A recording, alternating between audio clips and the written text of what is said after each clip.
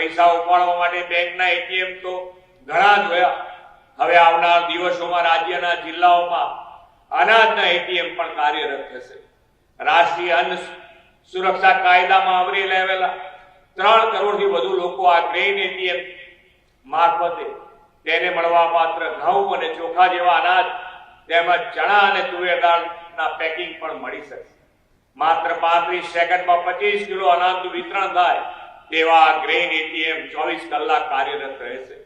આના પરિણામે શ્રમિકો, મજૂર, કારીગર વર્ગ કામકાજના સમય પછી રાત્રે પણ પોતાના હકનું મળવાપાત્ર અનાજ મેળવી શકશે. જાહેર વિતરણ વ્યવસ્થાની આ ટેકનોલોજી યુક્ત નવતર પહેલો છેવાડાના માનવીનું સશક્તિકરણ કરશે.